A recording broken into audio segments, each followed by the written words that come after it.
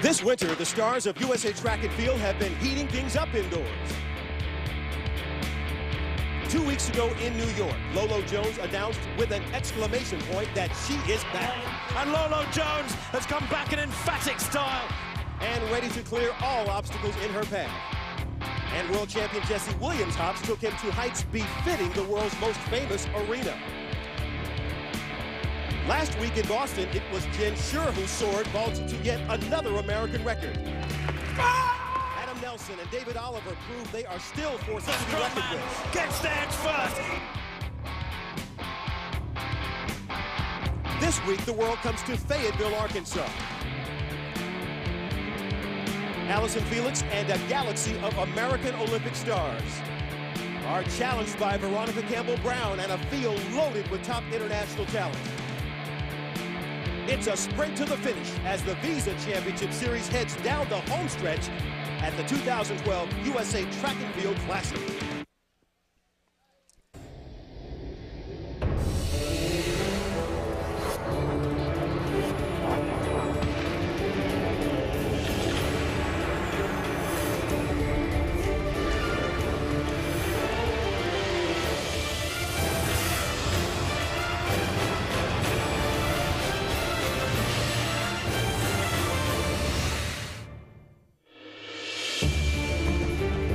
The 2012 indoor track circuit has moved to Fayetteville and the University of Arkansas inside the Randall Tyson Indoor Track Center. A nice crowd on hand for this third stop on the Visa Championship Series Tour. And hi everyone, Lewis Johnson along with my team of Olympic announcers, Otto Bolden, Todd Williams. We'll have Dan O'Brien in just a few moments. And we've got some great fields for you here today. But Otto, already a big buzz about the short sprints, maybe an early glimpse at the USA versus Jamaica matchup. Yeah, Lewis, the buzz is justified because we're going to get to see two of the world's fastest women, Allison Felix, come up against Veronica Campbell-Brown in that women's 60. On the left, you see Veronica Campbell-Brown. She has the last two Olympic titles. Allison Felix has 3 outdoor 200-meter world titles, except the last one when Veronica Campbell-Brown finally got her first world outdoor title. Allison Felix has not run at this event in almost 6 years, but it should be very interesting to see these two young ladies who are used to each other at 200 match up in what I think is Veronica Campbell-Brown's very good event, the 60-meter dash. And Todd, there are 3 distance events on the docket today, but I know you have a close eye on the men's mile. I think the men's mile is going to be smoking. Silas Kiplagat, the 22-year-old world championship silver medalist last year. I think he's really going to do some damage today and try to get under 350 if the pace is hot up front. And who's going to challenge him? Leo Manzano, the Texas grad, the 4-time NCAA champion. This is his launch for 2012 to hopefully get him to London come August. And also there's an up-and-comer from Ireland, Kieran O'Leinard, who really has come out of nowhere in the last 12 months. I mean, he went from 341 to 334, finished 10th at the World Championships. This guy is somebody to watch. He won 2 weeks ago in Boston in 355. So keep it going there. And I tell you, he's going to take some pressure off a lot of people. And speaking of pressure, Galen Rupp is going for the 2-mile American record today at 8:10.07. So both races are going to be fast. I'm excited. I'm going to run up to the booth so I can get this checked out and get me a good seat in these stands. Well, I know it's going to be something to watch. We also have 3 field events being contested here today. And for more on that, let's join the 4th member of our team, Dan O'Brien. Thanks, Lewis. You know, for years, the field event focus has been on the men's shot put. Well, now it's the ladies' turn. They'll take center stage here in Fayetteville. Jill Camarino Williams and Michelle Carter want to change the perception of U.S. women's shot putting here in America. Camarino Williams was the bronze medalist at the Outdoor World Championships last year, and she's the American record holder. Michelle Carter, though, is the U.S. outdoor champion. They've got completely different styles. They've created a friendly rivalry, and they're pushing each other to new limits. U.S. women's shot putting takes center stage here in Fayetteville. All right, Dan, ready to take center stage now. The 400 meters. Moments ago, the first heat in that 400. And Otto Bolden, we had a new world leader laid down by Demetrius Pender. Yeah, the former Texas A&M Aggie, 45.40. So won't the Bahamas be happy about that? New world leader in the 400 meters indoors for Pender. I think that speaks to the swiftness of this track here inside the Randall Tyson facility as we take a look now at the records for the 400 meters. Once again, this is a very fast track, 200 meters, the banked oval. And who's going to take advantage of that? Probably Karani James, the early favorite to win the gold medal at the 2012 Olympic Games. And that's based on his 2011 season when he was undefeated outdoors. His personal best, Lewis, is on this track, 44.80. In fact, 4 of the 5 fastest times ever run on this track. So we expect fireworks in this 400. Next to him is Jamal Torrance, who made the U.S. team in 2011 when Jeremy Warner was injured. Did not make the finals, but he was indoor champion for the U.S.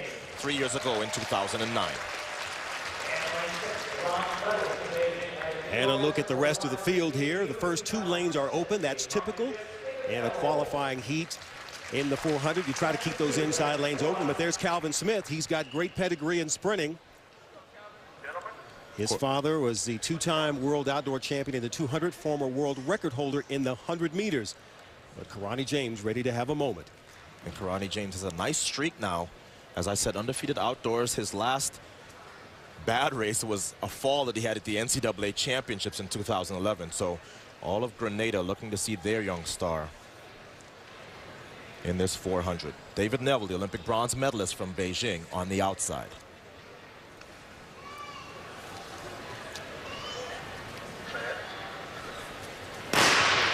And a fair start in this men's 400 meters. They will stay in their lanes through the first turn and then break for the inside. Karani James already with a nice lead. Yeah, and in Boston, they let Karani James get to the lead early, and nobody was able to challenge him. This looks like more of the same. The youngster from Grenada has seized control, and now everyone has to wonder, how do I get by the young man who was the 2nd fastest in the world outdoors? Remember the time to beat 45.40 by Pinder. And let me tell you that Karani James is already well on pace to better that. And Karani James taking the final bend, looking to best that time of 45.40 from Pinder, now stretching it out and reaching for the line. 45.16, and so Karani James will win the 400 meters. So a new world's fastest time for Karani James as he runs that 45.16. And this looked, as I said, Lewis, very similar to how he ran in Boston. From the gun.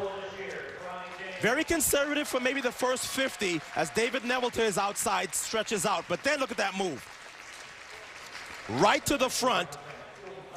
And now everyone else knows it's going to be a long evening because this 19-year-old finishes so well that if you let him have this lead early, you give yourself a really, really tough task. He does not typically hand back leads. And here we are with just about 50 meters to go. Karani James in the lead. You see Calvin Smith in 2nd. That's Jamal Torrance in 3rd.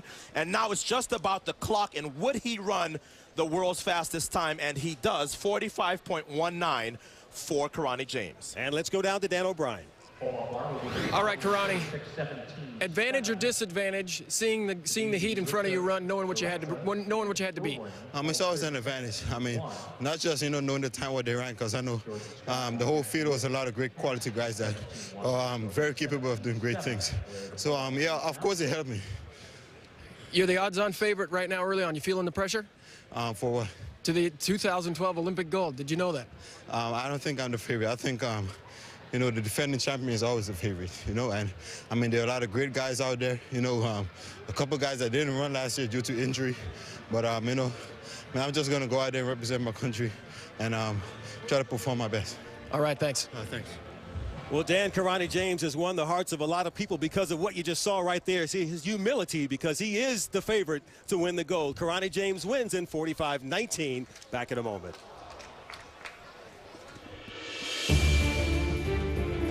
The USA Track and Field Classic is brought to you by Nike and by Visa, proud sponsor of Team USA. More people go with Visa.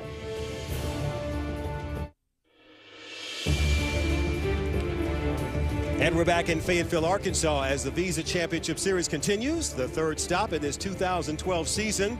And you're probably familiar with the rules of how this Championship Series works. All the athletes trying to gain as many points as possible because they want to win that $25,000 courtesy of Visa in 2 weeks. And last weekend in Boston, it was Jen Schurer making history at the Reggie Lewis Center with this American record in the pole vault. That was 16 feet on her first attempt, and look at her face. And Adam Nelson tied for the Visa Championship Series lead with an impressive mark in the shot put. And so Shura and Nelson having an excellent indoor season. As we take a look at the current standings, Shura leading, Lolo Jones, Dee Dee Trotter following her. And then a tie at the top of the leaderboard with Terrence Trammell, Adam Nelson, and Ryan Whiting from the shot put now standing in third. And now on the track, the women's 1,500-meter run, 7.5 laps of this 200-meter banked oval. Take a quick look at the records. And in this field, an excellent field, we've got Tissam Lakoud of Morocco, finished fourth in the 1,500 meters at last year's World Outdoor Championships.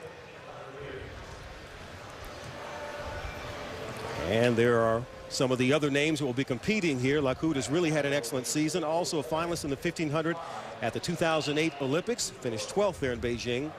And she is the Moroccan national record holder.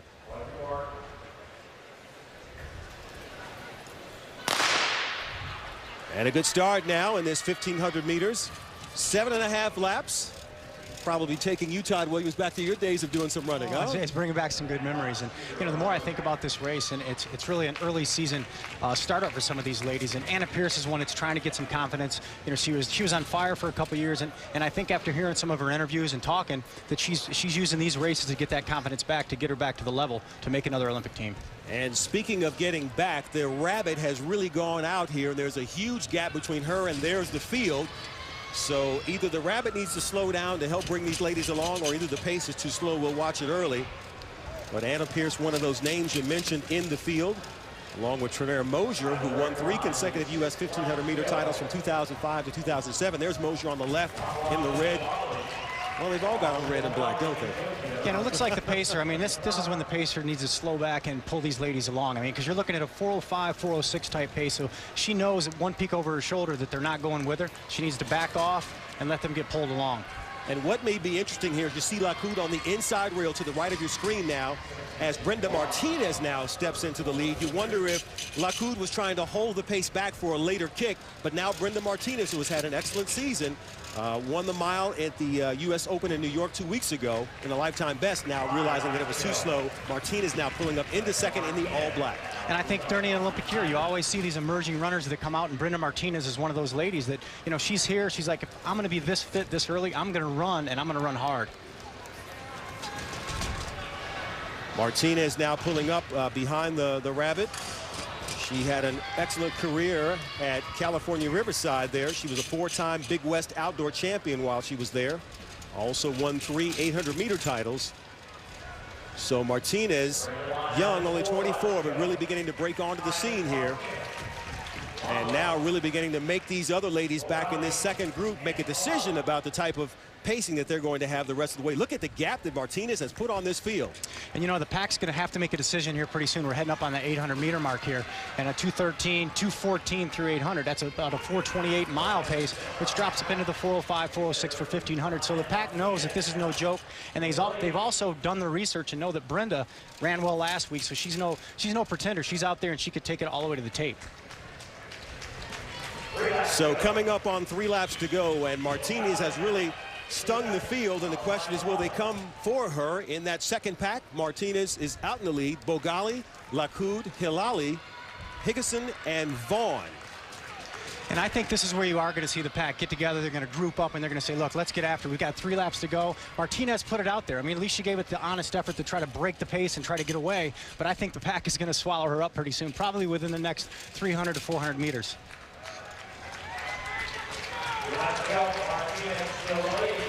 Back in that field, Anna Pierce with the red hair, just passing that 2 laps to go mark with the number 6 on her hip, struggling to come back from some illness and sickness. They've really changed her diet, tried to help her recover better, train better, but still doesn't seem to have the legs back, as Brenda Martinez, the 24-year-old, continues to lead here in the women's 1,500 meters. And I could be wrong, Lewis. I mean, it looks like Brenda's hanging on really strong. I mean, she's got the confidence, and that's what you have to look for in these early season meets. Girls come off the confidence of running earlier races and just really running hard, and she's got away. These girls are going to really have to start kicking.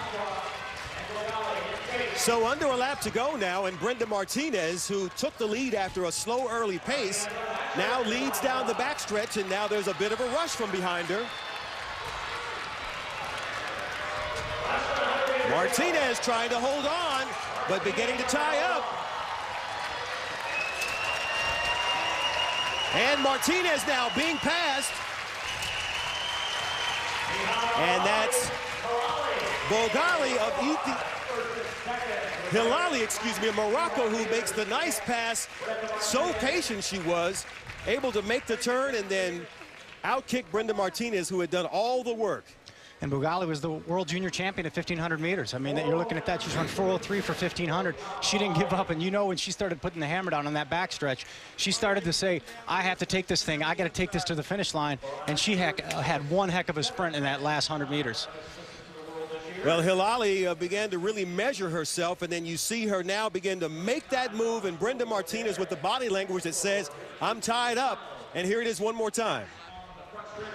Yeah, she did tie up, and there was no chance that she could regroup and try to pull it back together over the last 50. These girls were sprinting so hard, and they worked together as a group, and that's the scary thing about taking off by yourself early. You're out there, and you're just trying to get to the finish line.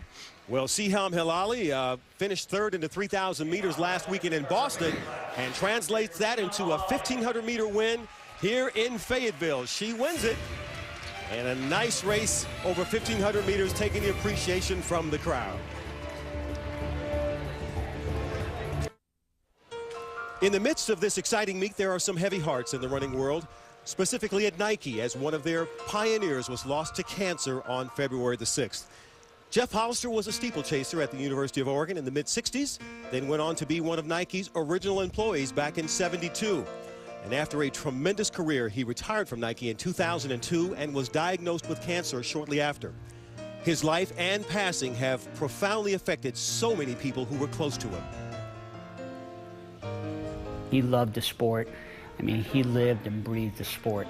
And, you know, Jeff Hollister, you know, more than anybody I've ever seen in my life, is just, you know, a guy that just, he lived for the sport of track and field. His love of running, definitely, you could tell anybody could tell from meeting him that he had a huge passion for the sport. And he was always looking for ways that, you know, he could help, or asking about, you know, if you had any difficulties.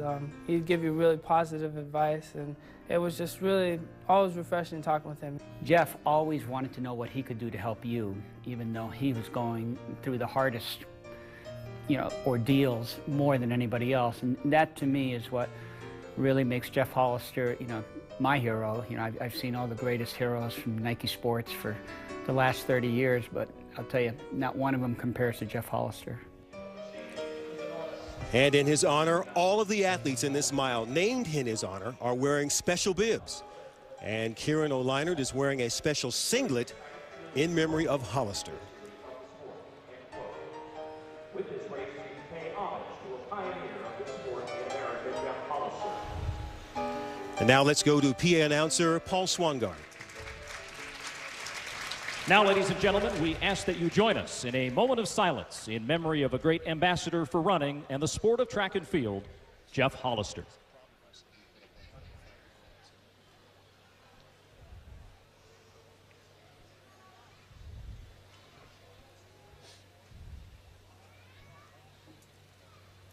Thank you very much.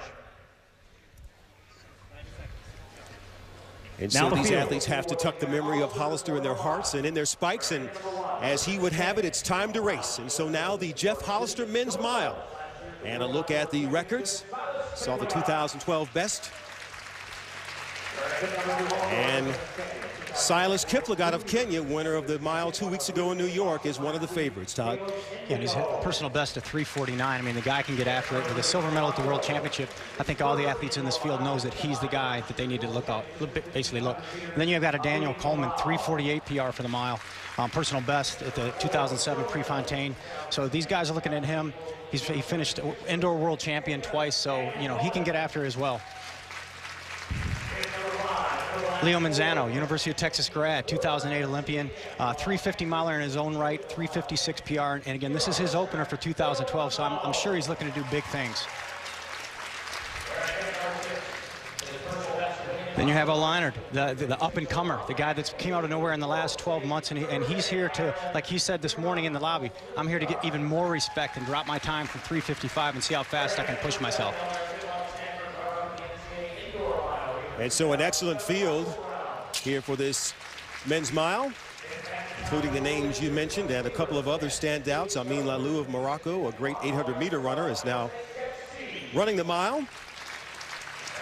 And again, this race in the memory of Jeff Hollister, who was lost last week, and Nike founder Phil Knight called him the greatest promo man in the history of the sport. And so I know these athletes want to promote his life and what he stood for, not only at the company, but in the world of running, with a great performance here in front of this crowd.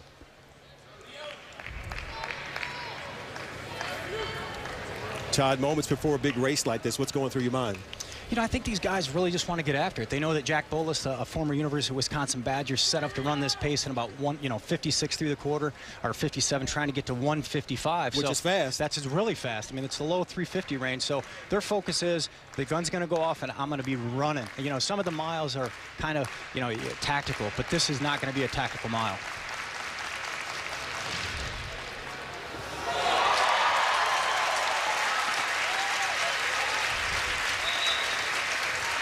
Fans reacting to some of the field events as they take their final thoughts here in the men's mile about to start.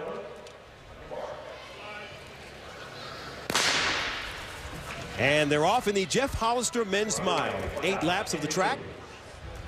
And you see them set up in alleys with the cones.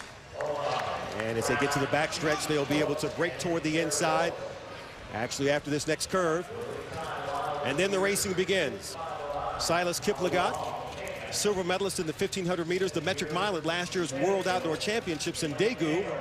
We expect him to be right there along with Daniel Coleman, silver medalist in the 1,500 meters at the 2006 and 2008 World Indoor Championships. So guys who have incredible experience running at high level here in Fayetteville, running at this Visa Championship Series Tour event. What's your sense of the early pace? Well, he's getting out after it. I mean, they're going to be coming through the quarter here and 57, 58 seconds, and that's pretty much right on it. And you can tell that the pack is already strung out, so that means they're getting out after it. They're running really hard. There's no packing up. I mean, we're going to see a really fast time today. 57.2 through the quarter. That's right on. Pace setter's doing his exact job. So Jack Bolas, who is responsible for the early tempo, has got a nice little gap. I remember my days of doing the rabbiting. You want to have a little gap to make them work for something. As we see Kieran O'Leinard moving up on the outside, trying to move up his position. There he is. And in third position is Jeff C., the Ohio State grad. He had a great race at Penn State a few weeks ago, running 3:56, and he's really doing big things in 2012. You see some early jockeying there as O'Leinard still back in the back in the red uniform, and he has got the long legs, so you see him move to the outside of that lane to make sure that he's got plenty of space to be able to stretch out. And look at Manzano, the little guy right in front of him who has so much running experience, Leo Manzano, with the number 4 hip bib. And Leo Manzano over the years is just a really great strategic runner. When he's on, he's on. 157.3 through the 800, so that puts him at 353, 354 pace, right on what they wanted to. Now, I know that the pack is a little bit off that, but these guys can really hammer down that last 400 meters to get that pace down to low 350s. So Bolas continues to lead the pace, followed by Ndiku, Brown, C, Kiplagat, Amin Lalou, Coleman, Manzano, and O'Leinard is back there as well. And a little look back there for Bolas as he brings him through with 3 laps to go. He's done an excellent job. And Ndiku, Caleb Ndiku now, who's in the lead.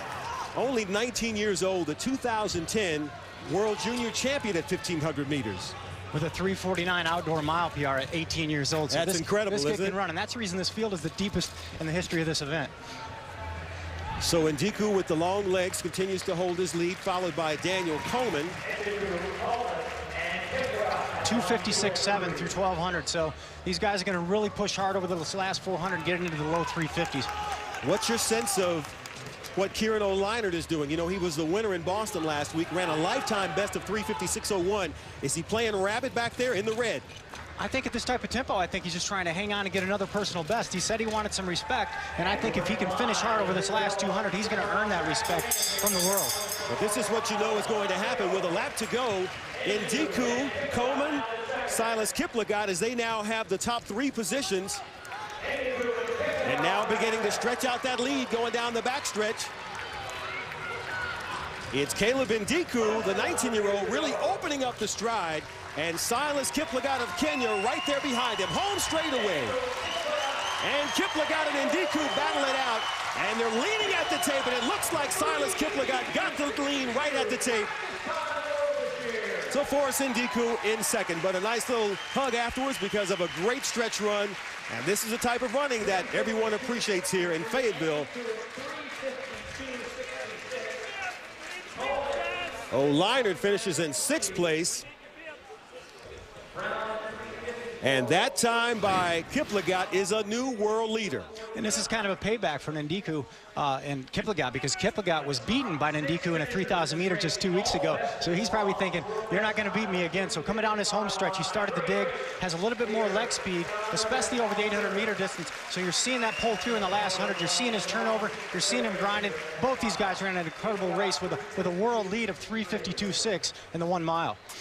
So Silas Kiplagat able to turn on the jets, and he gets a nice victory here in Fayetteville as we go down to Dan O'Brien. All right, Silas, you did the same thing to Bernard Lagat in the first week, maybe a little payback from last week in Boston. Tell me about your strategy on that last lap.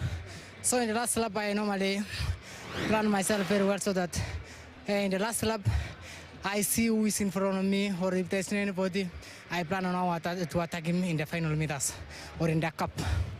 Did you know you had enough to finish him off in the last 50 meters? Yes, I knew it because I was just feeling it, because I saw my fellow Kenyan athlete. He was stretching, but I was still just relaxing. And then I had to say in myself that in 100 meters, I must beat this guy. And I did it. All right, congratulations. Thank you so much. So a nice stretch run for Silas Kiplagat, and he takes the win over Ndiku.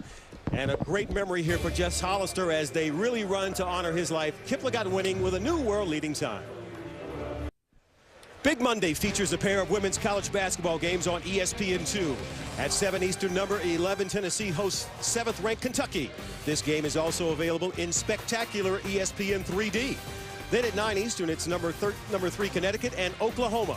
Big Monday presented by Bud Light as part of Play for K at Rivalry Week on ESPN2, ESPN3, and also streaming live on WatchESPN.com and the Watch ESPN app. And up next on the track, our first of 2 heats in the mixed men's 60-meter dash. And we take a look at some of these athletes. Otto Bolden in this first heat featuring Richard Thompson. And he was the first to cross the line after Usain Bolt in that amazing world record race in Beijing in 2008. But a lot of people looking to see how he starts this year. He's made a change in coaches now with John Smith in LA. And here is Justin Gatlin, the 2004 Olympic champion at 100 meters. Also has good world indoor credentials. He was the champion at 2003. Served the drug suspension for a while, and last year made the U.S. team that went to the World Championships in the 100, did not make the final. And here's a guy on the comeback trail after injury, but of course a huge ovation for him. He spent his collegiate years here at the University of Arkansas, has the world record on this track, but that's at 300. He's not known as a guy who can run these sorts of short distances, so probably just testing his newly rehabbed legs. And so a look at this field. Most importantly, the top 4 will advance to a final, which will be run later in the afternoon. And you have some guys in the middle there who can really, really start. When you look at Justin Gatlin and Richard Thompson. Lerone Clark as well from Jamaica. Probably the shortest guy in the field. Very good starter as well. But I really want to see how the switch to John Smith has made an effect on Richard Thompson's form. And he'll have some good competition next to him in the form of Justin Gatlin. And we must always remember that the false start rule is in effect. 1 false start and you're out.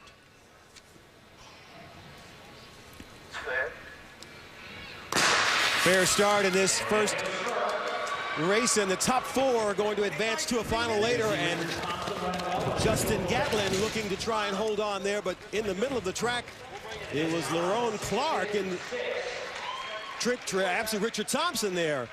Well, they hit the line just about the same time. Exactly. Clark was in the blue from Jamaica, but Richard Thompson, Lerone Clark, Justin Gatlin finishing in 3rd, and Pyrie of Zambia looks to be in 4th.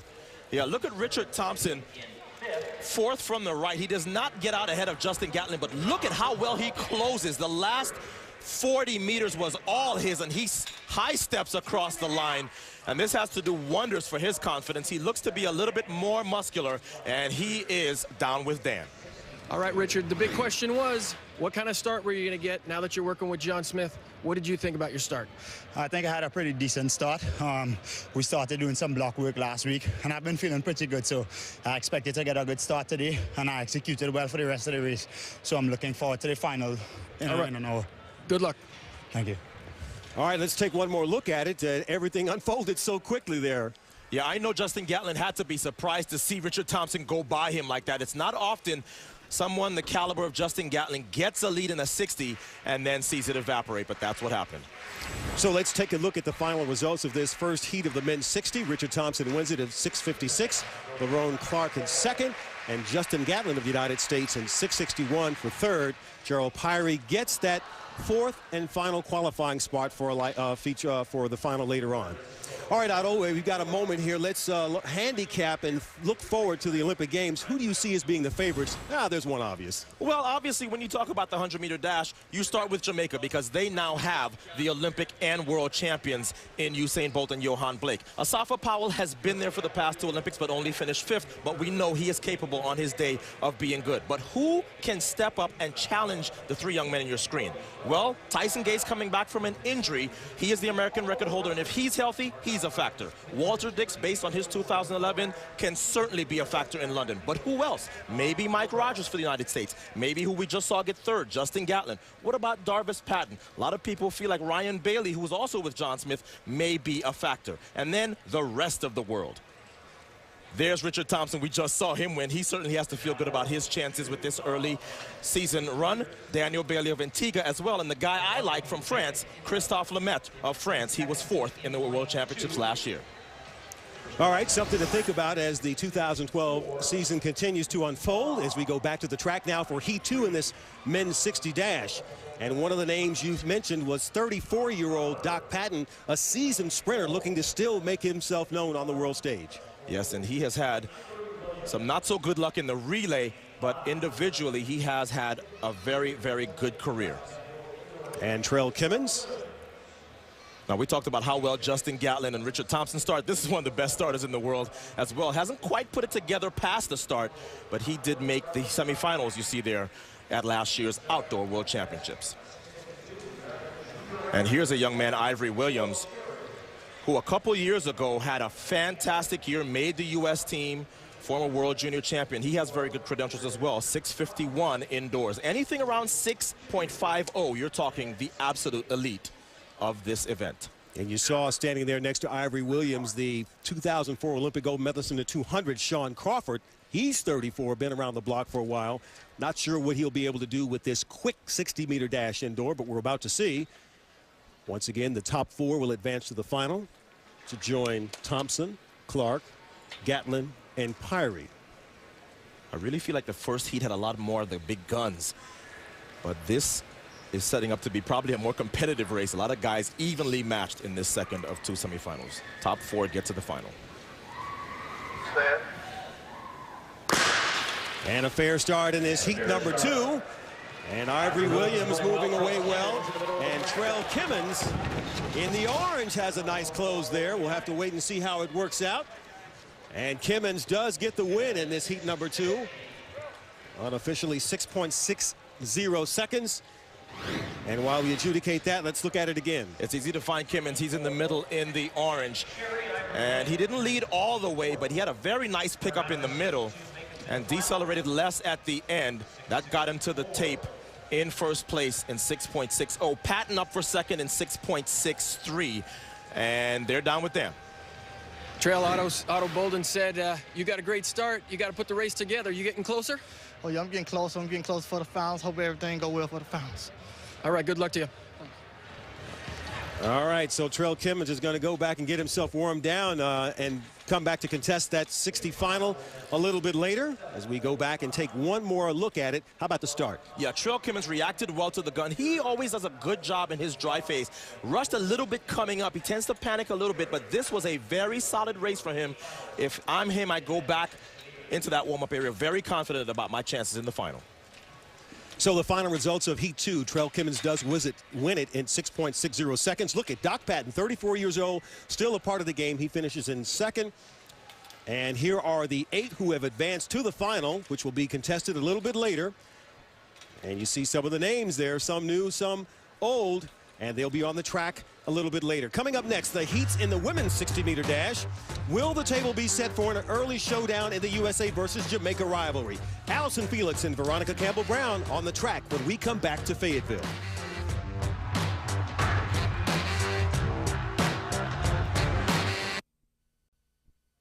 Back at the University of Arkansas, the Randall Tyson Track Center, where there has been lots of success over the years. 40 national championships, 19 indoor, 10 outdoor, 11 cross-country titles, all in the John McDonnell era, and you can't forget about some of the other great coaches who are now carrying on the great tradition here. And now down on the track, the Visa Women's 60-meter dash. This is Heat 1. A quick look at some of those records that may come into attention. Maybe the 2012 best could be approached later, but Veronica Campbell-Brown, a lady who knows a little bit about records. As a matter of fact, she spent 1 year as a Razorback back in 2004. And what did she accomplish in 1 year? Well, she was the NCAA indoor champion at 200 meters, named an All-American 4 times, captured 3 SEC titles in that season. Oh, and by the way, she set 6 University of Arkansas records. Many of them still stand today, Otto. Yeah, and what a great career she has had. You would think that Bolt has been the most successful Jamaican sprinter ever. You would be wrong. The young lady on your screen has the best collection of medals for Jamaica. And right next to her, there is Muna Lee, who would have run here quite a bit as she went to the university to LSU. But she made the Olympic team, the last 2 Olympic teams for the United States at 200 meters in 04 and 08. And here's the young lady, the Grande Dame on the outside, stirrup, 40 years of age from the Bahamas. And she won the Olympic gold with the Golden Girls of the Bahamas back in 2000 in Sydney. If you're 40, you ought to stand up for this one. This is amazing to see her out here, standing next to an excellent field in this first heat of the women's 60 with Veronica Campbell-Brown right in the middle of the track in lane 4. And I'm surprised to still see Veronica Campbell-Brown running, because in 2011, she ran 1 race in New York, blew away the field, and we never saw her again in the indoor season. Well, she did the same thing this year at 50 meters, but yet here she is. So clearly she's feeling good, and her coach wants to keep her in the competitive mode. Top 4 advance to the final.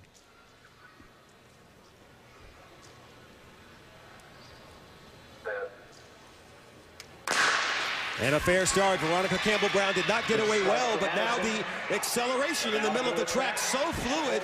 And Campbell-Brown with a nice second half of the race. They'll probably want to work on that first step because Tiana Madison was really out there in the blue, and she wins it. You see the emotion there. 7.05 seconds unofficially. VCB finishing in second. But what did you see in the first few steps of that race? Well, I can tell you what, this young lady is known more as a long jumper, Tiana Madison, formerly of the University of Tennessee. What a start. She just startled the rest of the field. Look at her on the outside on the left. I mean, she just got away from this field, and they were never able to get back to her. She's going to have to start thinking seriously about what she wants to run both indoors and out, because with a start and some acceleration like that, she has to be looking at competing more in this sprint event. This was a masterful race. 7.05 is one of the fastest times in the world this year, and she puts VCB into second with 7.18. Veronica Campbell-Brown did not react well to the gun. She did do a good job of closing, but no one was catching Tiana Madison on the outside and the left. And so Tiana Madison has gone from the sprints over to the long jump pit, catches a high five from Hylias Fountain, and she will now focus her attention there, but she does win that Heat 1, 7:05. VCB second, 7:18. And Asumnu in third. Alex Anderson fourth.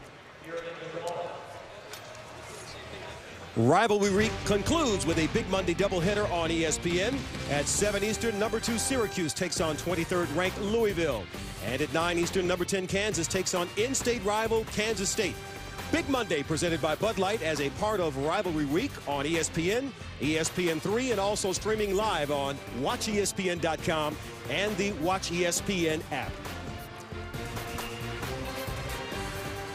And next up on the track, Allison Felix in the heats of the women's 60-meter dash. And Otto, she has had an incredible career. Yeah, but last year was the first time since 2003, Lewis, that she left the World Championships without individual gold.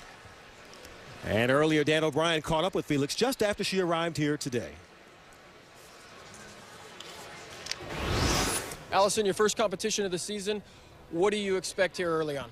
I'm not sure exactly what to expect, but it's all about just improving my start. You know, it's a stepping stone to trials and just have a little fun. You know, you're one of the most versatile sprinters in the world. Are you ready to tell people you're going to run the 1-2-4? Are you going to run the 2-4? What are you going to do this season? Well, not ready to decide anything until before trials. You know, I'm going to train as if I'm going to do a double, but I'll see. You know, the rivalry is something that we always love to focus on, you and Veronica Campbell-Brown. She probably is a little better than you at this distance. What do you expect to gain from racing her today? It's always fun to race her. Just really about improving my start. You know, she's fabulous in this area, and so I'm just trying to do a little better. Joanna Hayes is back on the track. What do you think about that? Oh, a lot of fun. You know, she's my close friend. I'm excited to see her out there. I know she's going to have fun. All right, thanks. All right. So Allison Felix now back live on the track as she gets her final thoughts together. The 3-time world champion at 200 meters. Is this a fair fight? Well, it really is not. In the same way that you'll never see Veronica Campbell-Brown running too many 400s. Allison Felix has not run this event in over 6 years, and she is not known as one of the better starters in the world. So this is really an uphill climb for her. And here's a young lady who had a fantastic run in Boston from the Ivory Coast. 7.09 personal best, but what a great run she had down that 60-meter track in Boston as she took the win a week ago. Great starter, great accelerator. And to take a look at the field. And we see lane 8 is empty. Allison Felix will be in the middle of the track in 5, and Ohuri, as you mentioned, in 6, just to her right. And with all the talk about the Veronica Campbell-Brown, Allison Felix showdown, make no mistake about it, Allison Felix has to get out of this heat, because sometimes she can have the kind of start where if she does not react well and get out with the rest of this field, it simply is not enough time to recover. And we saw Veronica Campbell-Brown get out poorly and then recover. Allison Felix doesn't quite have that kind of acceleration. So a lot of nerves here, I think, for Allison, because she knows that she has to have almost a perfect race to qualify for the final to meet VCB. And top 4 will do just that. And a fair start in this second heat, and Allison Felix are at a deficit, but look at Ohuri, and now Felix coming back, really showing some moxie there. That's a nice close by Allison Felix, who's got the longer legs and really known more for her 200-meter sprinting. It really was a great job of Allison Felix of not letting the field get away from her. She didn't have a good start, but she doesn't have to have the best start. Ohuri, second from the left, had the best start. But watch Allison Felix just take her time and let the speed come out, and almost catches Ohuri on the line. 7:08 for Ohuri in first, and then Felix in second in 7:10. This is a very good job of patience, and her confidence has to be very good as she heads to this women's 60-meter final. Look at Allison Felix track down Ohuri and just know, okay, I don't have to catch her, just have to get to the final when she's down with Dan. All right, Allison, you just had to get to the final. You talked about your start earlier. What did you think of your start? I think it's coming along, you know. I just have to be patient with it and keep at it. You didn't let them get away. It wasn't maybe the start you wanted, but Ohuri got out. You didn't let her get away, gave you a chance at the end. Yeah, just try to stay in contact. Hopefully I can put my start together a little bit better in the final. All right, good luck. All right, thank you. All right, Allison showing some moxie there in this short sprint. Ohuri does get the best of her in this qualifying heat, but she'll be on to the final. Allison Felix in second, Kia Brookings in third.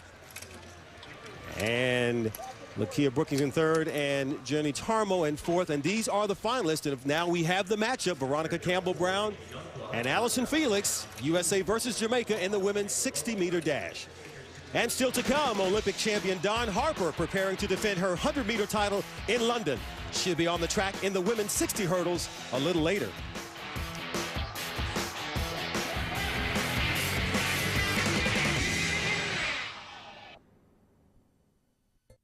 Tonight, ESPN has more NBA action. At 7 Eastern, the Heat face the Hawks.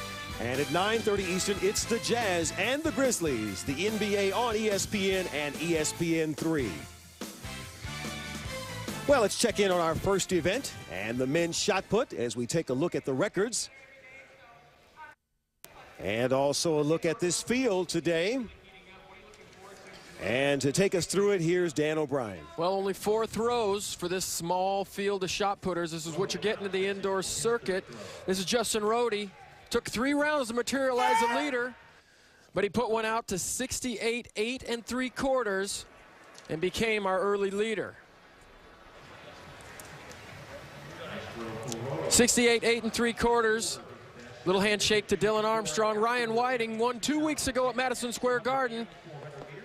And in the 3rd round, he puts one out over the 70-foot line, 70 feet 3 3/4 He takes the lead in the 3rd round. And that's as much celebration as you're going to get from Ryan Whiting. 1 fist pump, and he's out.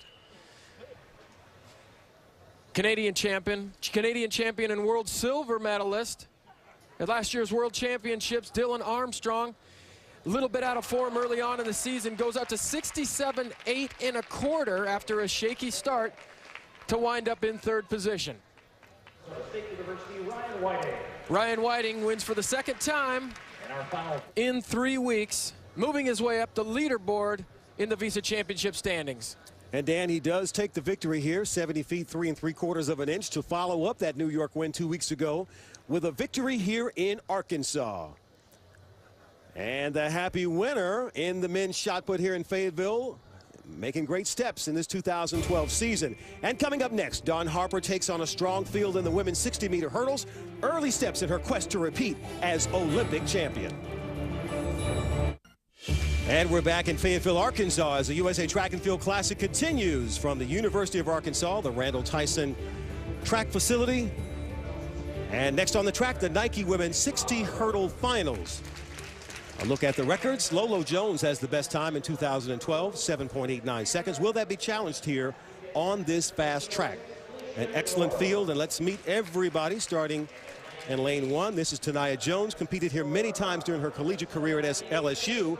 A runner-up here last year's SEC championship with a best of 8.16 indoors. Nikita Holder of Canada, finalist in the 100-meter hurdles at last year's World Outdoor Championships, finished 6th in Daegu, running a personal best of 8.2 seconds in a meet in Toronto a few weeks ago. Joanna Hayes, 35 years old, the 2004 reigning Olympic champion in the 100 hurdles, hasn't competed since 2008. Can she make it back to the Olympic Games? And Dawn Harper, here is the reigning Olympic champion, pulled off one of the biggest upsets at the Olympic Games in Beijing, bronze medalist in the 100-meter hurdles at last year's World Championships.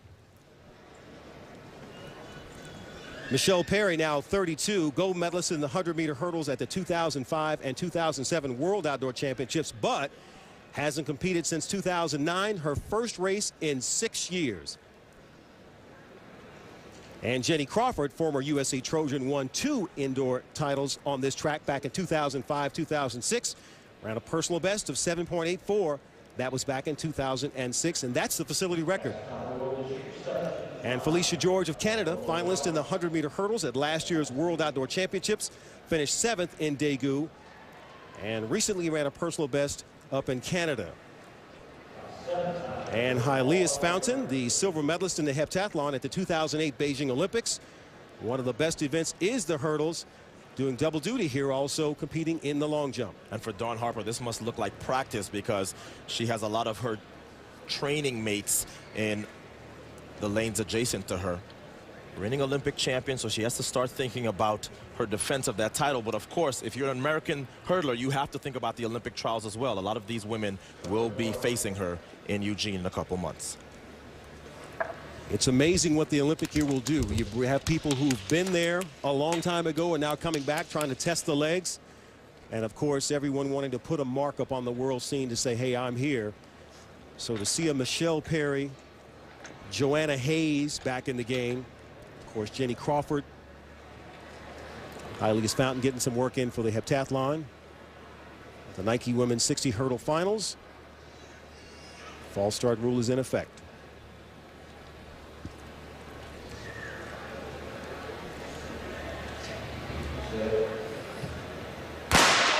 And a fair start. And Jenny Crawford running well. And look at Dawn Harper there flailing toward the end to try and catch her up. But Jenny Crawford, the 28-year-old, with an excellent run. And finishing unofficially in 7.97 seconds. And that's a seasonal best for her, and that's why she looks so happy with it. Dawn Harper did not get off to a particularly good start. She came on, though, for a second in 8.03. But look at Jenny Crawford, third from the left. Quickest out of the blocks, and then did not give back the advantage that she sees early. Look at a nice move on the outside by Dawn Harper, but just comes up short as Crawford is able to break that magic 8-second barrier for 7.97. The reigning Olympic champion, 8.03 for second, and Felicia George of Canada, 8.16 for third. Crawford is with Dan O'Brien. All right, I'm here with a happy couple. This was like a training session for you guys. Half that field was who you line up with every day in practice. Yes, that's exactly what it was.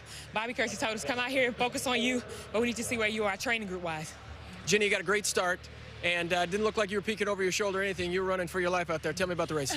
I was running for my life, and I felt like I got out good, and I was just concentrating on sprinting, and I did see her in my peripheral, and we 1, 2, 3 and dove for that line. You know, Bob Kersey said to me the other night, he says, I put enough girls in the race, I'm going to get a gold medal out of one of you. That's what's going to happen. Oh, yeah, definitely. Too many, high-caliber girls to not get a gold. All right, congratulations, ladies. Thank you. And one more look at the start, Otto. Yeah, and Jenny Crawford has always been able to start well. And against her training mates today, she was able to get the better of them, and that was the difference this evening in Fayetteville. You see her stumble a little bit to the left. She's third from the left of picture. But such a strong athlete that Dawn Harper was not able to catch her before 60 meters came. And so the final results, Jenny Crawford does win it in 7.97 seconds. Dawn Harper in second. And excellent running by Harper. And Crawford looking forward to a big 2012. And we're back in Arkansas. Time to catch up on some of the field event action. The women's shot put. A quick look at the records and the field here today. And the ladies throw that 8.8-pound shot put around like a rag doll, but don't be fooled. This is not a girly event. Jill Camarena Williams won bronze at the last World Championships, and Michelle Carter is looking to make her second Olympic team. And both are the subject of our Nike Athlete Insight. My name is Jillian Camarena Williams, and I hope to be the first gold medalist by the United States in the women's shot put. My name is Michelle Carter, and I hope to be the gold medalist in the Olympics and American record holder. Looking at the men and how well they've done, it's helped me really know that I could get to that level. For us, it's so exciting to watch them. It's brand new. We get to watch them compete and see how they do it. They're an amazing group. We have 4 guys, about to be 5, that could just win at any moment. It's always good to have someone pushing you that's close by that you're going to see a lot. Every day I'm thinking about Michelle, thinking what she's doing. If I'm slacking off, what is Michelle doing? All right, I better start working harder. Seriously, do you really think about what I'm doing at practice? I do. I think a lot about what you're doing. And any day, we don't know what could happen when we compete against each other. On the days when I don't want to go outside and practice, I'm like, well, Jill probably practicing today. If you're struggling and you need to hit, a certain mark that day, or you just need a little bit extra motivation that day, you put a cone out and be like, all right, here's Michelle's mark. It's always friendly and it's always, hey, how's it going? But at the end of the day, we want to beat each other, obviously. Last year was a great year. I had some great performances, I had a great season, but I know I can do more, and that's kind of what I focus on. I hope we can like continue to do that and show other girls that this is possible and you can do this. And I think if you guys keep watching, you'll see both of us breaking it this year. So make sure you're watching us because you're going to get some American records out of both of us. That's true. All right, Dan O'Brien, take us through the highlights. Well, this was pretty much a two-woman show in the second round. Michelle Carter in that patented glide technique that she learned so well from her dad. 1984 silver medalist Michael Carter puts it out to 62 feet, 7 3/4 of an inch. Next, we get a good look at JCW, Jill Camarina Williams in the second row. She blasts one out there, almost to the 65-foot line, 64.6½. And in the third round, again, she doesn't waste any time to keep the pressure on her opponents. She spins out to 65.3¼ inches, and if this stands up, it would be a new American record. They have to get out the steel tape to measure it, but she said she was ready for a new American record. They got the steel tape out, and it was a new American record, 65 feet, 3¼ inches in only her second meet of the season. Carter had one more chance to match her. She just couldn't quite do it. 62 feet, 5 3/4 inches for Carter. Camarina Williams gets the best of this rivalry today. She's working as a volunteer assistant at the University of Arizona right now, and she and Craig Carter knew they were ready for an American record. And so the final results, Jill Camarina Williams wins, Michelle Carter in second, and afterwards, Dan caught up with her. All right, I'm here with that friendly rivalry we talked about. Let's start with you, Jill. Great competition today. An American record after a fantastic season last year, an American record. How do you get better every week? You know, I was hoping for a little bit more today. I've been training really well. We changed up my cycle a little bit this week, but, you know, to come out here and improve on the American record, I'll take that any day. Michelle, you seem like you're chasing her constantly. What's it going to take to beat her? I'm just going to continue to work hard. I mean, she had a great meet today, and I expect her to throw well indoors, and this is a good outdoor meet for me, indoor meet for me, so I'm excited. So we're going to keep working hard and see if we can catch up with her by in 2 weeks. Yeah, in 2 weeks. You guys talked about pushing each other on a daily basis in workouts. You know, what is it like to be in that rivalry? It's fun. I mean, to have someone that is on American soil that you can see often, it helps us get better, and it makes us where we are today, where we're top in the world. So I thank her every day to push me. And, you know, when she got that 62 in round 2, I knew I had to step up. So it's a lot of fun having her to compete with. It's got to be fun for you as well. It is. It is. All right. Thanks, ladies. Thank you. So Camarina Williams and Michelle Carter, all hugs and kisses for now, but both after big things at the U.S. Olympic trials and the big stage in London later this year. Big Monday features a pair of women's college basketball games on ESPN2. At 7 Eastern, number 11 Tennessee hosts number 7th ranked Kentucky. This game is also available in spectacular ESPN 3D. Then at 9 Eastern, it's number 3 Connecticut at Oklahoma. Big Monday presented by Bud Light as a part of Play for K and Rivalry Week on ESPN2, ESPN3, and also streaming live on ESPN.com and Watch ESPN app. And next on the track, the college men's 4x400 meter relay. Florida holding the NCAA record set back in 2005. And we had a late scratch. Penn State is out, and so the 3 teams contesting this relay: Arkansas, LSU, and South Plains. Look at the fields. Of course, the first 2 lanes are open. 2 laps of the track for each competitor, and they'll pass the stick to keep the 4x400 meter relay going. And really a great advantage, Otto, running on this 200 meter perfectly banked track inside this facility. Considered, again, one of the fastest in the world. Well, we saw Karani James run the world's fastest time. This is, I think, the fastest oval 400 meter sprinting. LSU has the outdoor record in this event. Set. And a fair start in this college men's 4x4. And just like with the ladies, we expect to hear a lot of cheering from these college athletes who have packed the building here at the Randall Tyson Indoor Track Facility. And that's Simmons for LSU, asked to handle the leadoff duties. Marek Neat of Arkansas, though, in the lead as they head into the final lap of this first leg. And a big lead early on for Marek Neat of Arkansas. You think he's being cheered on a lot by the home fans? This is a little bit of a home field advantage here. Arkansas with the early lead. And don't think that Robert Simmons of LSU is not going to hear about it if he doesn't do something, especially after the ladies did so well. So Neat of Arkansas with a very strong lead. Coming up for the first exchange, Arkansas holds the lead. South Plains now. Alistair Muna has the stick. And for LSU, it's Riker Hilton. And wow, LSU really struggling thus far, about halfway through this mile relay. And Arkansas seizing the fact that they are in their home building. They are running like the favorites. Hakeem Gauntlet for Arkansas moves to the outside of that lane one. Smart as you move into the curve.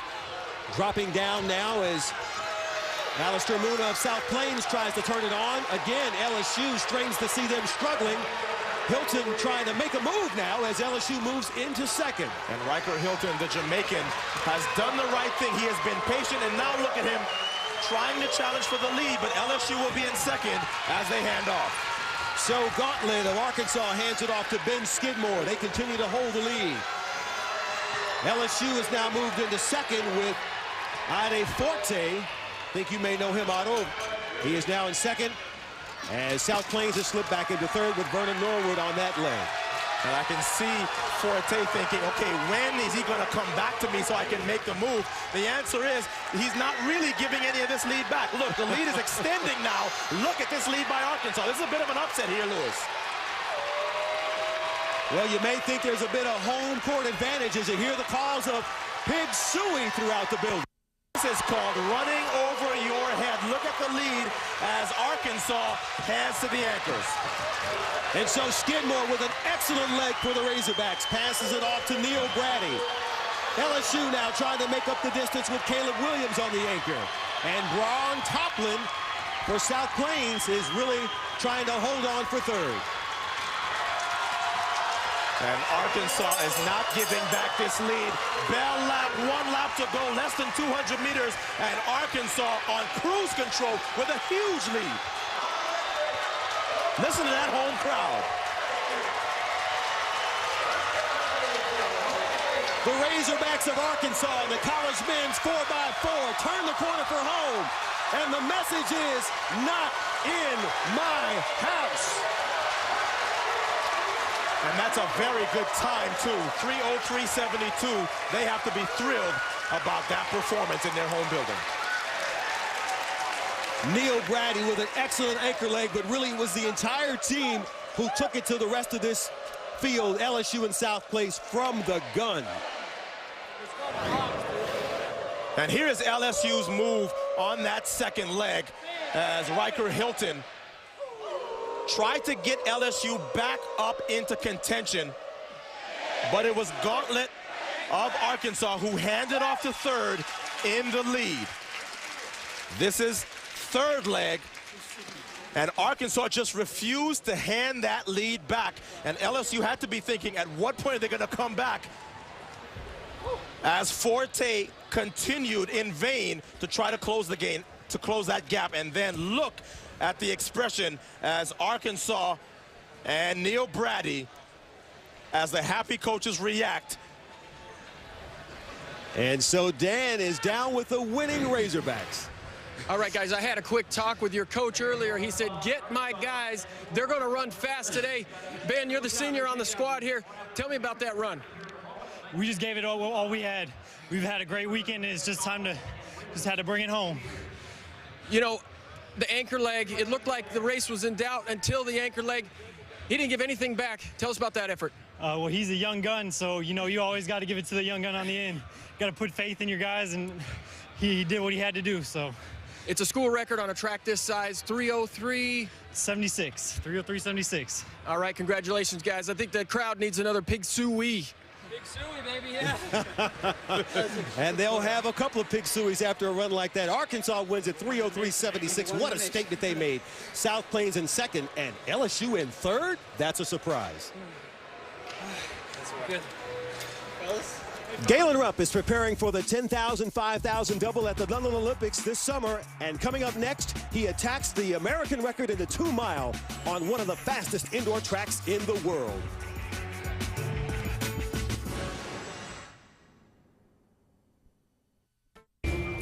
And we're back in Fayetteville, Arkansas. We've heard a lot of pig suey here so far today, as the Razorbacks having a great time not only competing but hosting this USA Track and Field Classic inside the Randall Tyson Track Center.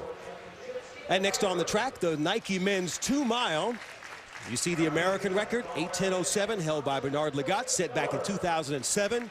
We're going to keep a very close eye on that time as the race develops. As we look at the field, a small field, but one that could have an impact, and especially with the man, Galen Rupp. There is Rupp, regained the American indoor record for 5,000 meters last year in Birmingham, England. He broke Bernard Lagat's record by 6/100ths of a second. Now he's trying to take down Lagat's American record for 2 miles.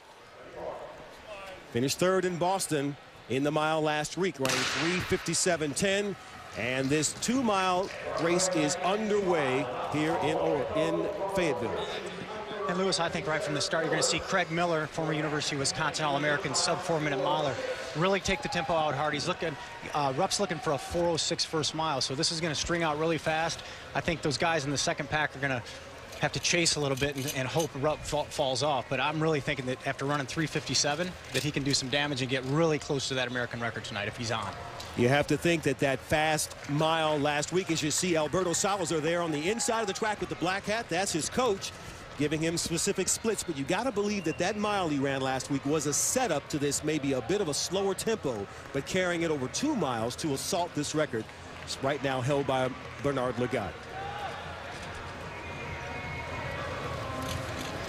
Galen Rupp, the 2008 Olympian, finished 13th in the 10,000 meters in Beijing. And as this Olympic season develops in 2012, now tucked into second behind the Rabbit, Craig Miller. Rupp has his eye on the 10K again and may double back to the 5,000, but that, of course, depends on what happens in that first race. So everything that he and his coach Alberto Salazar are doing is calculated as they move toward the Olympic trials later in the summer and then, of course, the games. And as Alberto would tell you, I mean, this is an early season 2-mile race for him. Yes, they want to break the American record, but the most important goal is the Olympic Games and running really well and trying to get that medal in London. You hear Salazar barking out the times. And Galen Rupp talked to us about a recent record that has really given him a lot of confidence. You know, breaking the American record last year was huge for my confidence in the 10,000 meters. It's something that I looked to try to do ever since graduating from college and had been a goal of mine for a really long time. And so to finally be able to do it and, to run a time like that, I know now that even at my best, I'm not too far off from some of the top African runners who were running more or less the same time. And I think that's the key. I mean, he's not intimidated anymore. I mean, when he goes over to Europe, he's not going over there to finish in the top 10 or to finish in the top 5. He's going over there to win, and they've taken notice. I mean, the world knows about Galen Rupp. I mean, this guy's the real deal. Rupp tucked comfortably behind Craig Miller, who is doing the pacemaking duties here. Again, this 200-meter bank track is so much different than what we saw in New York the first weekend, that small, tight track in the Garden. 200-meter bank track last week in Boston, but this is the one that really gives every athlete from the 200 to the 400 up to the 2-mile confidence that they can run fast, and that's why Galen Rupp has chosen this facility to take a shot at this American record in the 2 miles. So Miller continues to hold the pacemaking lead, followed by Rupp. I mean, he's right there. You see the grimace on Alberto Salazar's face. He is so intense. Rupp there in second, Bumbelow in third, Rono, Ritchie, Pfeiffer, and Coe.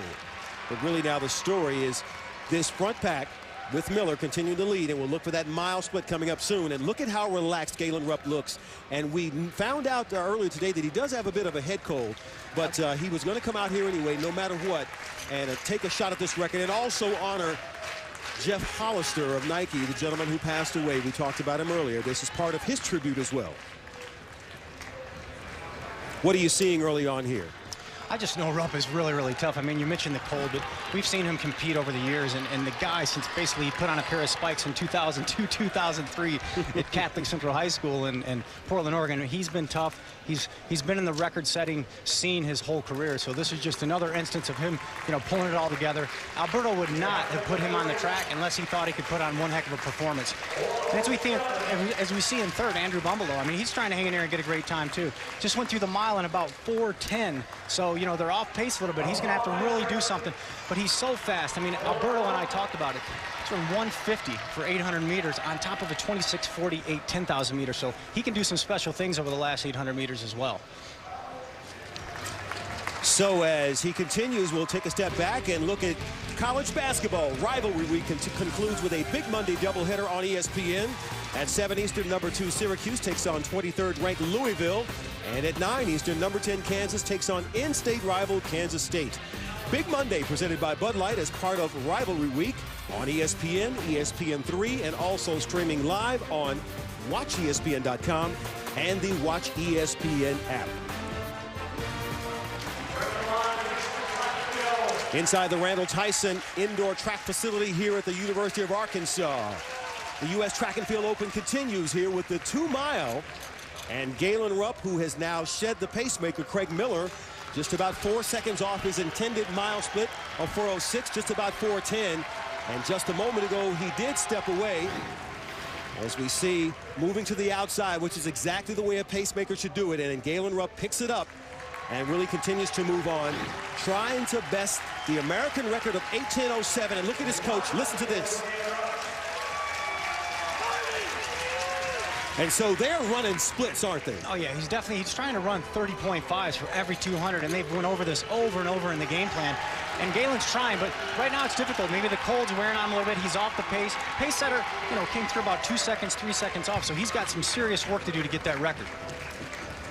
Now the win is not in question here, and he's going to get a lift from the crowd as he continues to move along, coming up on 4 laps to go.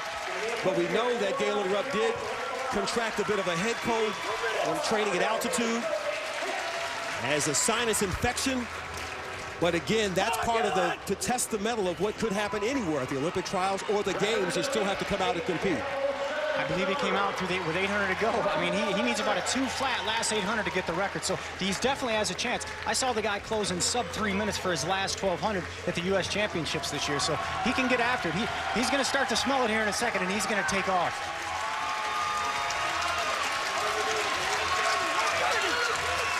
Alberto Salazar giving him the bark in command. It's almost as though he's in his body trying to carry him and will him to this American record. 8:10:07 is what he needs to break Bernard Lagat's mark, set back in February of 2011 at the New York Armory.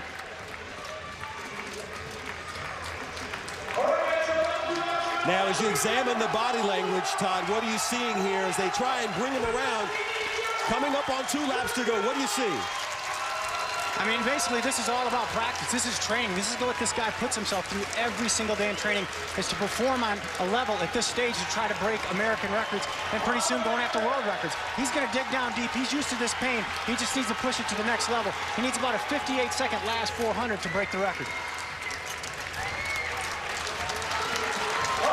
Galen Rupp now beginning to lap members of the field as he comes into the home straightaway. Everyone in this facility is on their feet, and here's the bell. He needs about a 30-second last 200 to break the American record. I think the guys in front of him are going to actually help him now. They got to scoot out. He's going to use them to go down the back stretch and push as hard as he can to get that 8:10:07 off the record books.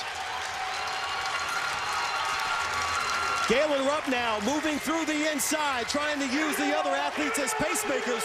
Takes the home straightaway, looking for 8:10:07. Knees high, arms pumping to the line. He's got it. And he's got the American record. 2-mile record. Wow. What a performance. What a performance.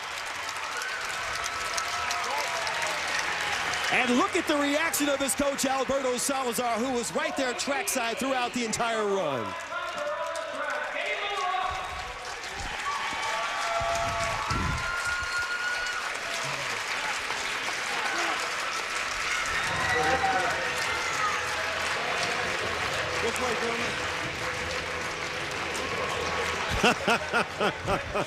Another day at the office for these two. Let's go through the last half lap, Todd. And this is what he's thinking. He's thinking all the work, all the time that I put in on the track, doing the speed work, doing the hard tempo runs. I'm up at altitude. I've got to dig. And you could see with about 200 to go that he knew what he needed to run, and he just dug down deep to get the record. What an absolutely amazing performance here tonight. Well, Galen Rupp here with the cold, the sinus infection, needed that 30-second lap to finish it up and was able to dig down deep. Wearing the singlet, honoring his fallen friend from Nike, Jeff Hollister, really does pay homage to his life with a tremendous performance under duress and American reaction. And what about the coach? What do you think?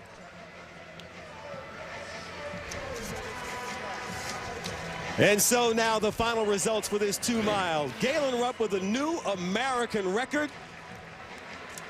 Finishes at 8:09.72. That's the new mark. Andrew Bumbalough in second. Aaron Rono in third. And so the team of Salazar and Rupp celebrate in Fayetteville with a new American record.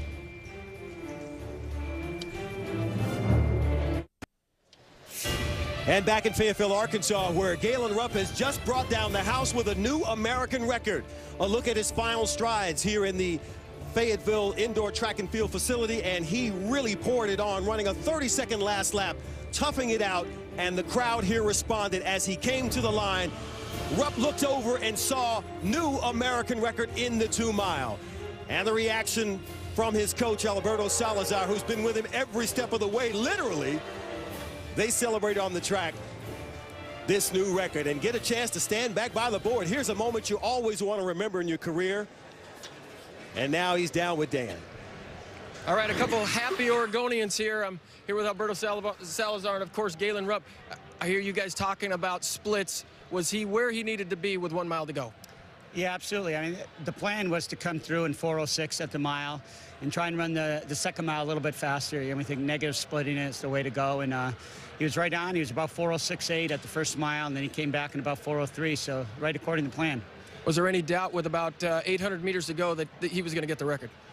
You know, I wasn't sure. You know, Galen woke up sick yesterday. He's got a real bad sinus infection. He's on antibiotics. I was trying to get him into emergency room today to get him to drain his sinuses. And so, you know, he was going to go for the record no matter what. We owe it to Jeff Hollister, you know, one of the greatest guys we've ever known at Nike. So for the race, we talked about it, and we just said, you know what? Jeff isn't going to care whether you get the record or not. All he's going to care about is that you give it 110%. So, you know, he was just going to go for it. And if he died, he died. But he wasn't going to not go for it. Galen, you wear the commemorative uniform for Jeff Hollister. What did it mean for you to go for that record today? It meant a lot. You know, Jeff Hollister is a guy that did so much for this sport, you know, from getting funding for running groups early on and just promoting the hell out of it all the way through. And, you know, Alberto told me beforehand, you know, you got to do this for Jeff. And like he said, it was just all about effort. You know, that's what Jeff would have wanted and what he would have cared about most. How difficult was that last quarter mile all alone? It was tough. You know, I was having doubts too. I don't know if Alberto might have had him or not, but, you know, I was hoping. And I just told myself, put my head down, use my arms as much as I can, and, you know, go for the victory. All right, congratulations, guys. All right, thanks a lot. Well, this tandem of Salazar and Rupp really turned on something special here as Galen Rupp was able to close strong and take down this American record. A successful day here as he honors his friend Jeff Hollister. And this is a scene that will play back in his career, a moment he'll remember for a long time in this road to the London Olympics. So Galen Rupp wins it in a new American record and an excellent moment. Great memories here in Fayetteville. And tonight, ESPN has more NBA action. At 7 Eastern, the Heat face the Hawks. And at 9:30 Eastern, it's the Jazz and the Grizzlies. The NBA on ESPN, ESPN3, and also streaming live on WatchESPN.com and the Watch ESPN app. And so I guess we'll have to catch our breath just a little bit after that tremendous 2-mile American record by Galen Rupp. Now ready for the sprints, the men's 60-meter final. And let's meet all 8 in this final. Starting in lane 1, Gerald Feary. And Feary has a personal best of 6.59. Good starter, but didn't look as good in the semifinal. Throw all of that out. Everybody gets a clean slate here in the final. In lane 2 is Justin Gatlin. And he started well, reacted well to the gun in the semifinal round, but then gave up some ground to Richard Thompson at the end. In lane 3, Lerone Clark. And you can always tell where he is by his gloves. The Commonwealth Games champion 100 meters, a good starter as well. His problems come at the end. If he has a chance to win here, he has to have a good second half of the race. Lane 4 in this 60-meter final, Richard Thompson. Looking a little bigger this year, the Trinidad and Tobago star. Olympic silver medalist, and based on his semifinal run, I think he is considered a slight favorite in this final. Lane 5, Trell Kimmins. This is a guy who could give Thompson some problems with that monster start. Got a gold medal with the U.S. on the led off the relay in the 4x1 for the U.S. last year. In lane 6, the veteran, Doc Patton. And Doc Patton, such good credentials at 100 and 200, but in order to win this race, he has to have something that he has not shown in a couple years, a monster start and a great finish. In lane 7, D'Angelo Cherry. And D'Angelo Cherry, easily the shortest member of this final. 6:52 means that he has very, very good credentials at 60 meters indoors. And rounding out the field in this men's 60, lane 8, Ivory Williams. And Ivory Williams needs to have a better performance than he had in the semifinal round. This is a young man capable of 6.51 on his best day. And so a chance for some of these sprinters to make an early statement about their starting ability, which is the biggest challenge in a short race, especially if you're an outdoor favorite. But Richard Thompson, what do you think he is thinking about right now in lane 4? So much to prove. A lot of people have written him off because since he crossed that line second in Beijing, he has not won anything and did not make the final last year in the World Championships. That first race in the semifinal said to me that he is back, but now he has to defend it. Now the pressure comes on his back because everyone saw that race and knows Richard Thompson ran a very, very good race and could and should win here. 9.85 for a new 100-meter personal best by Thompson last year. But he didn't react well in the semifinals. Has to have a better reaction, control the race early if he wants to win. And if any athlete false starts, they will be out of the race.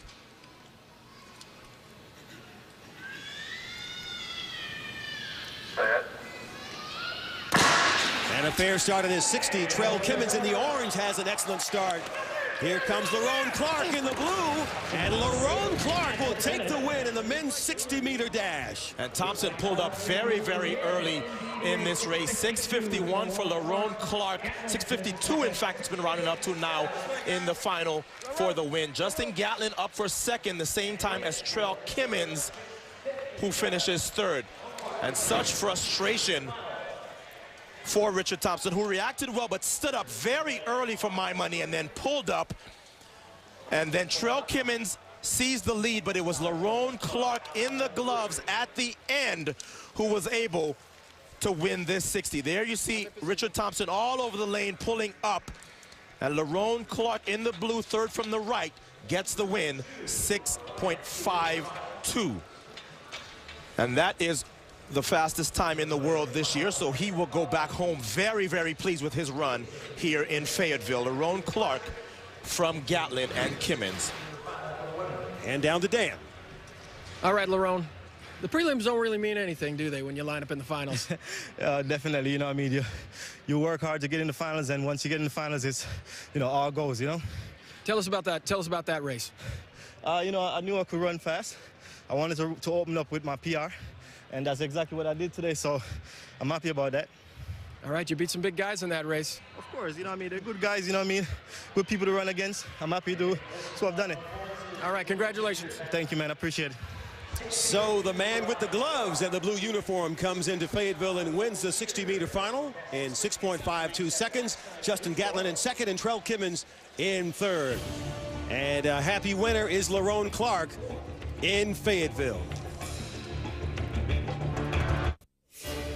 Back inside the Randall Tyson Track Center in Fayetteville, Arkansas, as the USA Track and Field Classic continues here on ESPN.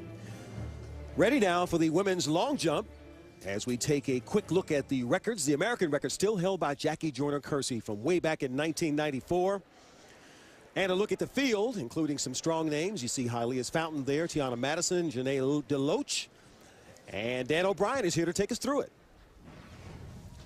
Well, the women's long jump had some really exceptional athletes begin this competition. This is Janae DeLoach. She's a 2011 U.S. indoor champion. Really the only person that has put any kind of pressure on Brittany Reese over the last couple of years. In the second round, she jumps 22 feet, 5 inches. Not the best of landings, but 22.5 is a very respectable mark. After a big first foul over 23 feet, Brittany Reese responds a little bit with a jump of 21 feet, 9 3/4 inches. This moves her into second place.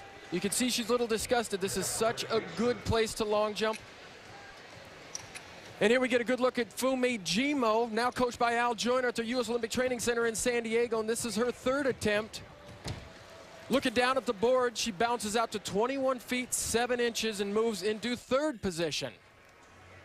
Little glance down, she keeps her head down, just not quite getting the extension that she needs on the board. Little inspiration from Al Joyner, telling her to keep her head up. And in the fourth round, Bianca Stewart responds with a jump of 22 feet, 3.5 inches, and moves her into second position. With all eyes on Brittany Reese, looking for a big one. Her final jump, she was pressing all day. She couldn't find the board. She had a lot of big jumps today, but a foul for Reese on her final jump of the day. She couldn't find the board all day, giving Janae DeLoach another win over the world indoor and world outdoor champion. And so the final results, Dan, Janae DeLoach does win it in 22 feet 5 inches, and after that, Dan caught up with her. Well, I like surprises, and I think Janae likes surprises as well. You did it again. You beat the world champion, indoor world champion, outdoor world champion. How did you think you did today? I did excellent. I did exactly what I came out to do. That was keep my average up and do what I can to win, and I did that. You know, it looked like a lot of people were having trouble, you know, not fouling today. How did you like this surface? Oh, I love this surface. It's similar to New Mexico where they hold the U.S. Championships, and this surface is fantastic. Well, we'll see you in a couple weeks. Good luck. Thank you very much. Appreciate it. So happy winner, Janae DeLoach, winning the women's long jump here in Fayetteville. And excellent jumping here inside the facility. Coming up next, Allison Felix and Veronica Campbell-Brown square off in the 60-meter dash.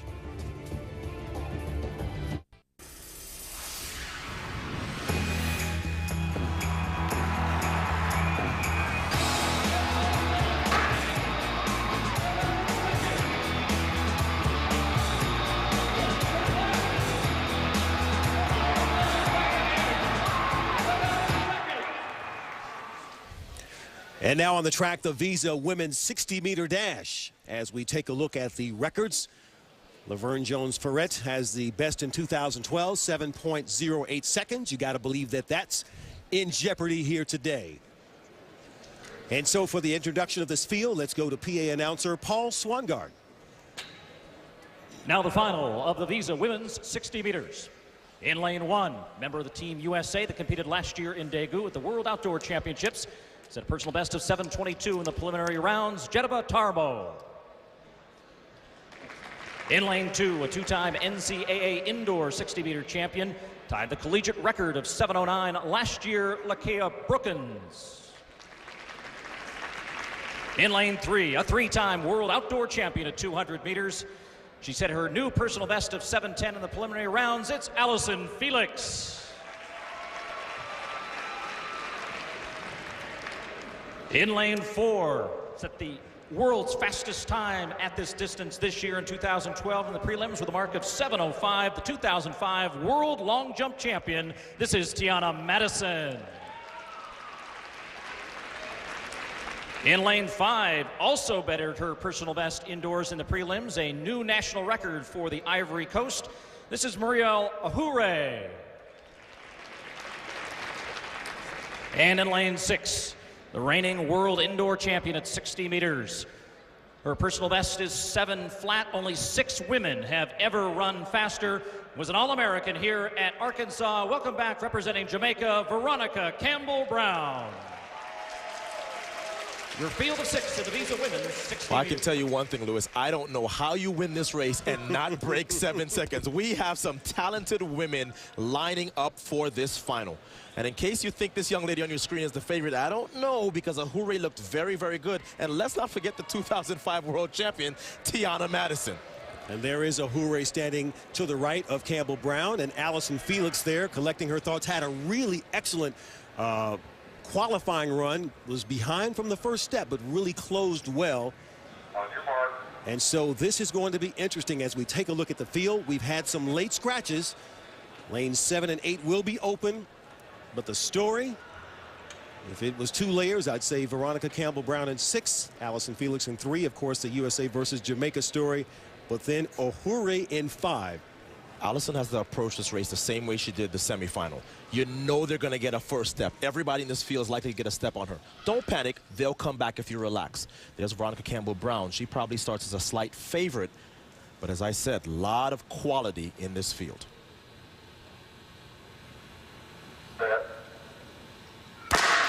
And a fair start, and Ohure got away well. A stumble by Veronica Campbell-Brown, and Ohure pulling it well, but look out for Tiana Madison, who comes up with a late close. We didn't see that one coming. Well, it's not quite sub-7, but it is the fastest time in the world, eclipsing her own mark, as Veronica Campbell-Brown has to settle for second, and Ohure hangs on for third. Allison Felix fourth in 7:11. But what can you say about Tiana Madison, who we know can sprint, but has not had a year like this in quite some time? We talked about the fact that she has been a world champion long jumper in the past, but the way she looks, not only is she going to be a threat at the World Indoor Championships in Turkey at this distance, but she has to start seriously thinking about what she can do outdoors, because she was not only running well in the beginning, but pulling away at the end, as Veronica Campbell-Brown, who did not respond well to the gun on the extreme left, really left herself a lot of work and was not able to catch Tiana Madison. I'm curious to know what you think. What happened to Ohure in 5? Well, Ohure actually ran a pretty good race, but she got a little bit too caught up in the start of Madison, and that's why she only got third. But a very good race for her as well, as Madison sets the world's fastest time here in Fayetteville, Arkansas. This really was a good job. She's a little bit too upright with her head down, but you can't argue with the results. Look at her blow by everyone, and she's down with Dan. Otto Bolden was criticizing your technique a little bit, but he said you certainly can't argue with those results. Where did that come from? I mean, we just train. That's why you train. And I didn't cut any corners this year. I'm looking forward to see what I can do at Nationals. You opted not to long jump after the first round just because you felt so good? You want to save your energy? Coach's call, and I trust him, so I just went with it. Veronica, glad to have you back here in Fayetteville. Do you get nostalgic when you come back? It is always great time to come back here. I have so many memories on this track and in this town, so it is always an honor to come back here and compete. You know, we only saw you run once indoors last year, and then we didn't see you till the outdoor season. What was the plan behind running more times here in the United States indoors this year? Actually, this is just my second race, and it is just a part of my preparation for outdoors. It is very important here, and I just want to start early and try to position myself to make the Jamaica team in both 100 meter and 200 meter. Allison, a couple of fine races for you. Did you get that start ironed out? Not quite, but I'm excited. I'm so thrilled about this year, and you know, this is just working on it, and hopefully I can put things together this year. All right, you know, it's just tough to talk to both of you guys without mentioning the rivalry, of course. You know, how important is that to the sport of track and field? I know you write about it in your website. How important is that to the sport of track and field? It is very important. I believe that the more rivalry we have, it's the better we're going to compete, because we motivate and push each other, because I know Alice is working hard. So whenever I'm tired, I know I have to work. I can't sit there because I don't know what she's doing or my other competitors. So it is good for us. I think it is beneficial for all of us on the sport in general. Allison, when are we going to see you run again? I'm not sure. I think this is it for me indoors, but, you know, just want to break out of all that training and come and have some fun. All right, thank you, ladies. All right, thanks. All right, Dan, so Veronica Campbell-Brown and Allison Felix confirming that there is a rivalry, although not quite sure if this was a fair fight over such a short distance. But Tiana Madison, who really ran well, 7.02 seconds to win this 60-meter dash. Hugs from her competitors, but they'll duke it out soon again on the track.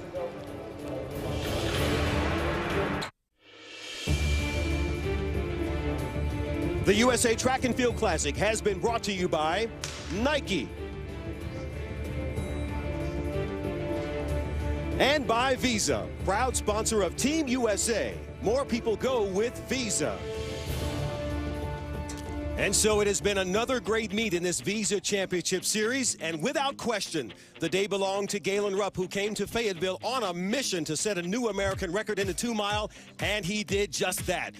And with his coach, Alberto Salazar, by his side with the splits and plenty of emotion, and of course the memory of Jeff Hollister in Rupp's heart, he made history and took another big step toward the London Olympics. And so with that record performance, Rupp has taken the lead in the Visa Championship Series standing. On the men's side, Jen Schurer still holds the lead on the women's side. And around the track, tributes to the life and loss of Jeff Hollister continued even after the meet had concluded. And so that's all from Fayetteville. For our entire crew, I'm Lewis Johnson. On February 26th, catch the USA Track and Field Indoor Championships on ESPN at 7:30 Eastern. Coming up next, it's women's college basketball. Play for K as part of Rivalry Week. This has been a presentation of ESPN, the worldwide leader in sports.